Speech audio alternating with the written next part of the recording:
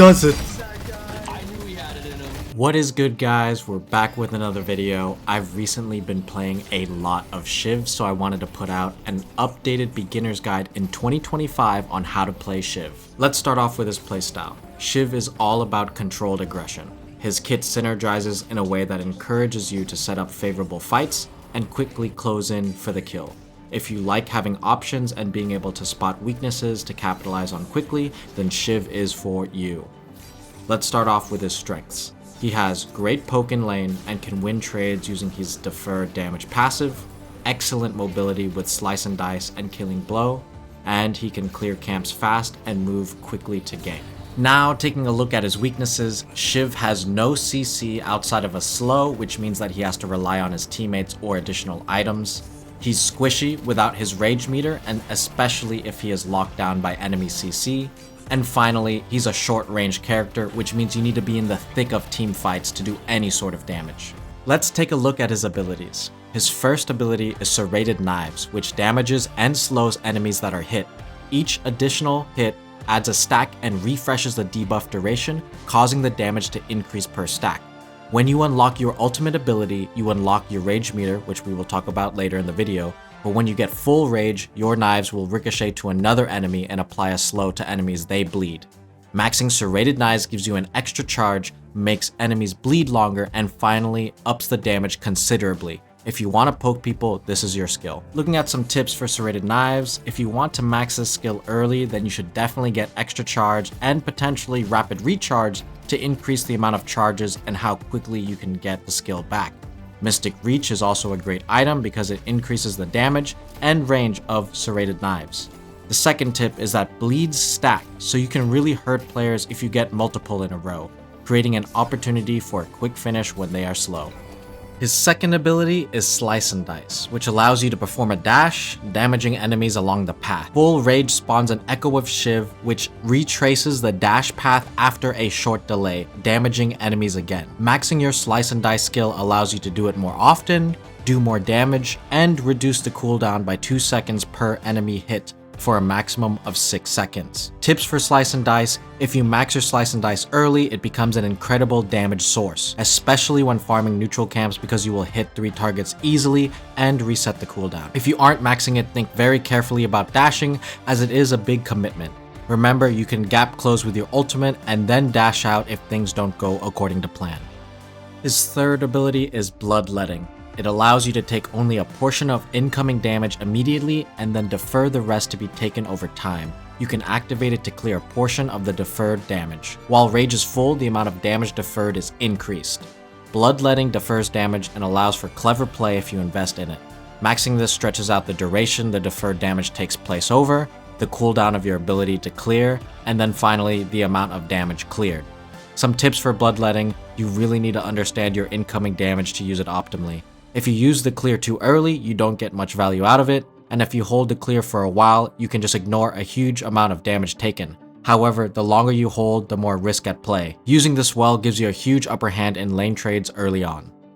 And lastly, we have his ultimate ability, Killing Blow. When activated, you leap towards an enemy hero and instantly kill them if their health is below the kill threshold, otherwise you deal 200 damage to them. When you unlock his ultimate, it unlocks his passive rage meter.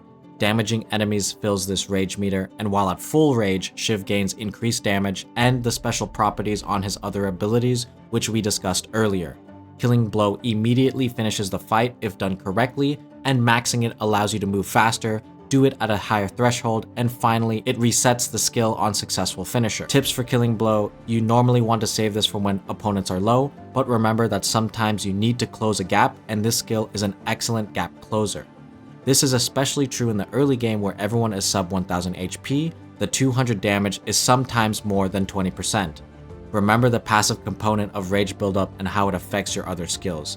Get that rage up and keep it up with bleeds in fights or farming neutrals out of fights. Early game tips and playstyle. Shiv's power spike stems from when he gets his ultimate ability. However, he can still be a lane bully to close range characters, but is slightly weaker against longer range characters like Vindicta, Grey Talon, and Mirage, who are looking to try to poke you out of lane. Your early game damage will be heavily reliant on landing your Serrated Knives, which does a ton of damage early game, Landing them allows you to whittle down opponents, giving you opportunities to go for all-ins. For items, I like to start off with Close Quarters and Restorative Shot to enhance Shiv's damage output, which also allows you to restore health and sustain in lane. Ammo Scavenger and Mystic Reach is also a must in my opinion because of your low ammo pool. It will make it easier to last hit minions when you're able to restore a bullet each time that you last hit a soul. Mystic Reach is also helpful throughout the game as it allows you to increase the range on all of your abilities, allowing you to dash farther while also increasing the range of your daggers and ultimate. When in lane, look for opportunities to poke out your enemies while taking little to no damage. This can be achieved by hiding around corners and hitting your enemies with serrated knives when they're going for last hits. Save your dash for when you plan to all in or need to escape sticky situations. Now moving on to the mid game. I would say the opportunities for Shiv increase significantly once you get your ultimate, as you now have a gap closer and the ability to execute low health enemies. Here I would look to build up your rage meter and push into your enemy tower, and then look for opportunities for kills around the map. That means looking to see if there are enemies pushed up on your teammates that are out of position. Just remember to make it back to your tower quickly after you gank, as towers can go down easily once it hits the mid game. Shiv does terribly if he is behind, so make sure to farm efficiently. I highly recommend building Berserker on Shiv, which increases your weapon damage as you take sustained damage, which is a perfect item for Shiv's kit. Hunter's Aura is another must, as it reduces enemies' bullet resist and fire rate when they are nearby, and it's tripled when it's only one hero, making it extremely necessary if you plan to try to beat a 1v1 monster. Now finally onto the late game. Late game Shiv can be an absolute monster if you're ahead, especially when you have built up your rage meter for team fights. However, when it is not built up, that is when you need to play extremely careful, as you can easily be targeted and go down without doing any damage.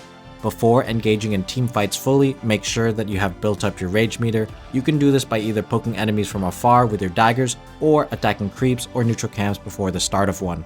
Late game becomes a balancing act for keeping your rage meter up.